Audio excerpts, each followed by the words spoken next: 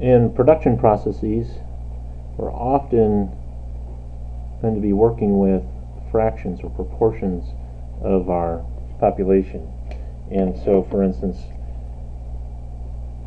we're creating a certain product or a part along the way to creating a product where we end up looking at good and bad, dividing the world into those two pieces, or more formally you might say acceptable part or a defective part.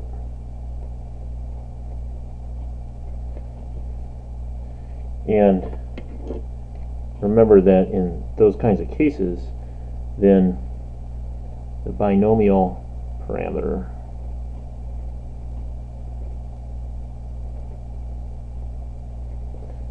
P is very useful to us. That's the proportion or fraction of bad or good. It doesn't matter. You just choose one of the two. And also remember that if our sample size is large and our proportion of bad or good is not too close to 0 or 1, then we get a highly desirable approximation. That is, we get the normal approximation. Right? And the definition there of good and bad is that, well, NP and N times 1 minus P greater than about 5 gives us a good feeling for that. Okay, so let's play on this a little bit and develop a hypothesis test for a proportion. And we'll let X be our number bad and out of some sample, and then so P hat, a statistic that we could calculate, would be our X divided by N, our sample size. That would be a point estimator. And we also talked about how then you could develop confidence intervals from all that. Along the way we talked then about, well, sampling distribution of P hat was approximately normal, with the mean being equal to the true parameter, and then the standard deviation being P, and I get tired of writing 1 minus P all the time, so we'll make that P times Q divided by N. Q equal to 1 minus P, and 1 minus P, of course, equaling Q. Right. So for our hypothesis tests, what we typically end up doing in this quality assurance role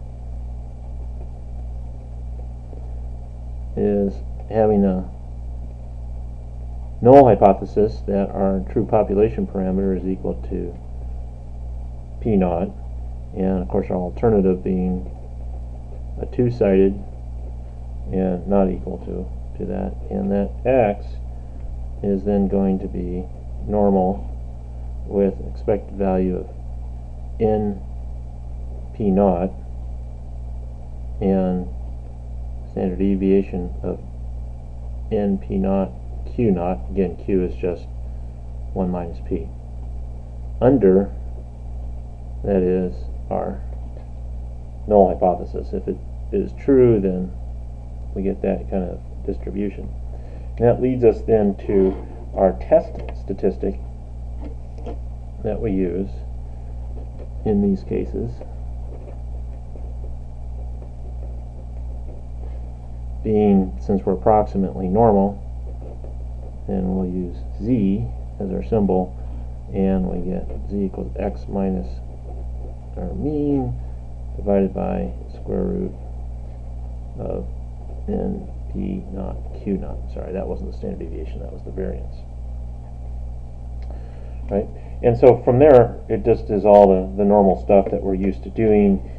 There's nothing different. We just have to keep track of the new symbols and things that we're throwing into here. We can do the type 2 errors and the estimation of sample size for a given alpha and beta that we're seeking, and it's all the same kind of jazz. You'll see an example worked out for you in the text.